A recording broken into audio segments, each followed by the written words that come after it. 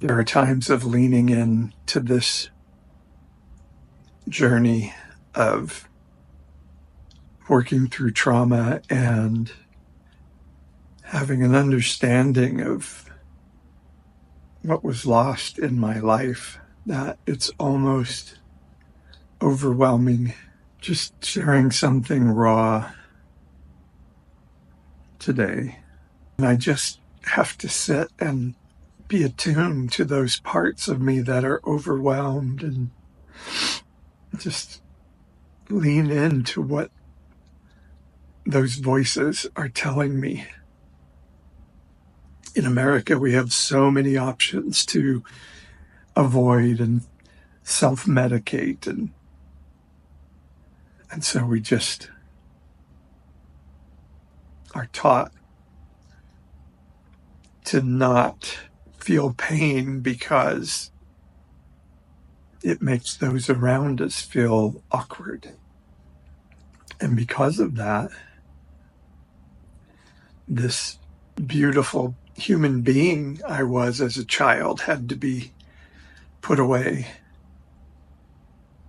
and hidden. There's a deep, deep grief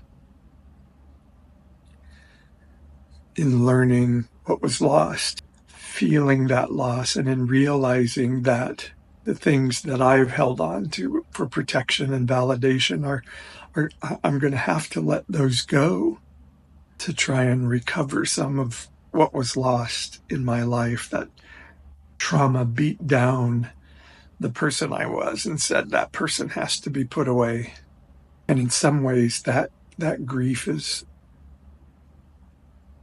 so delicious because I'm feeling, and I could never feel in my life before. It was, joy comes in the morning, buck up, little trooper, all things work together for good, all the shit that we say.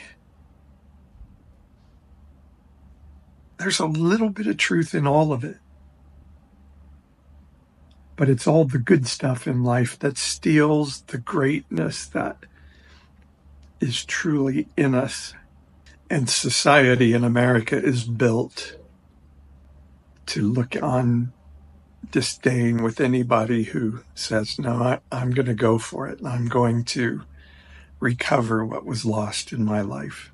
In Jonah chapter 2, the Hebrew story of the guy swallowed by the big fish, while he was inside the big fish, Jonah says this incredible thing about being in a place of death. And I get the translations mixed up, so I may not have it word for word correct, so forgive me, but it basically says those who cling to worthless idols forfeit the grace that could be theirs. And I just think about, as I work through my emotional and spiritual wellness journey, as I work on my master's in therapy, that a worthless idol really does pertain to the things that we cling to, that we anchor to, that have kept us safe for so long. And I bless those things. That's beautiful. Those things saved your life and protected you, but now there's a healthier way to live. You don't need some placating religious community to tell you you're okay. You can actually do the work, but the work is really fucking hard. I want to share this journey with you all. And I want to do it while I'm in the middle of it, when it's still really fucking messy. And I'm brave enough to say so. I'm brave enough to say this American religious society broke a sweet little kid and made us cling to life coping mechanisms, made us cling to worthless idols. And it took till my mid-50s to even begin to consider that the way I had been forced to survive in my childhood upbringing was not good. And even more so, that I could learn to manage the impacts of that on my life, if not be healed. So I am on a transformative journey. I call it a transfiguration. And it's the hardest fucking thing I've ever done. But I think it'll help if I can share it, and maybe another person, and particularly you who are born bio male and told constantly to stuff those emotions.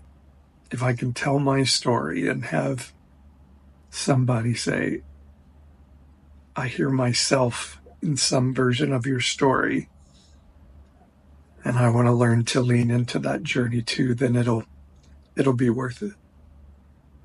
So I hope you'll follow me on this journey, this sacred rebellion that says the best thing I can do to resist the evil empire now is to work on my well-being.